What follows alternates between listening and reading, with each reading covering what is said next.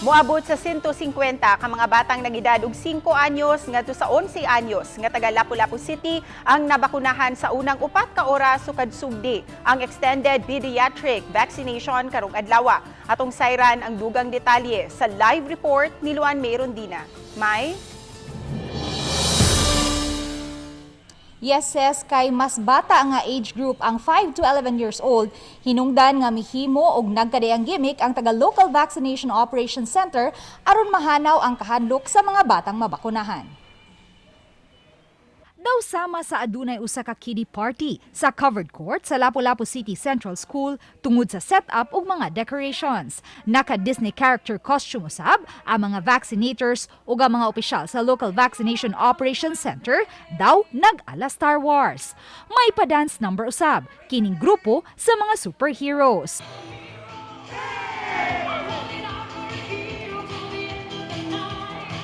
Ang mataglamesa sa mga vaccinators gipamutangan pa og mga stuffed toys ug mga candies ug chocolates.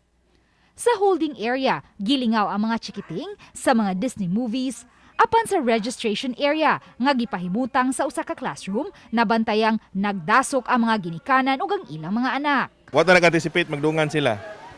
So learning curve ni nagpadaghan man classrooms diri. So nagpa-open na ta og additional classrooms para ma-decongest ang ato ang pre-registration area.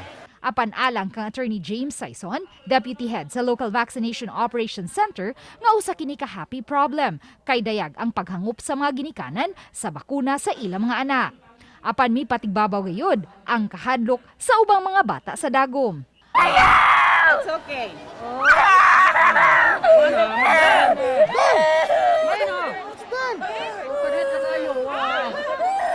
Very good.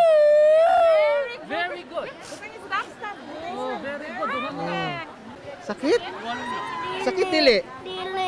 Ang uban, sama kang John Xavier Beverage, way kahadlok nga magpabakuna, bisan sa kabata pa. Good job. Say thank you. Thank you. Good job. Not crying. You're not crying, yes. Pipila usab kanila, midasig pa sa ubang mga bata nga magpabakuna. I'm here today getting bakuna because I do not want the spread of COVID-19. And also, y'all please get bakuna because no one wants to die. So that I don't get infected? May ice cream, cotton candy o pack meal alang sa mga nabakunahan na. May 5,079 na ka mga bata nga na nag-edad og 5 ngadto sa 11 anyo sa dakbayan ang nakaparehistro na. Apan may 3,000 doses lang sa bakuna, dala na ang second dose ang naka-allocate sa dakbayan.